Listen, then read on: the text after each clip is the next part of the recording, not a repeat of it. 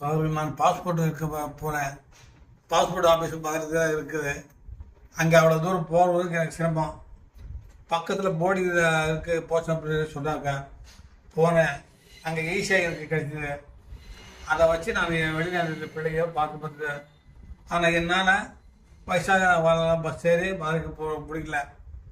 அதனால் பக்கத்தில் போட்டியில் இருக்க போஸ்ட் ஆஃபீஸ் போய் விவரத்தெல்லாம் தெரிஞ்சு பாஸ்போர்ட் எடுத்து என் பிள்ளைங்க போட்டு நல்ல பிள்ளை பார்த்து இது எனக்கு ரொம்ப எவ்வளவோ உதவியாக இருக்குது.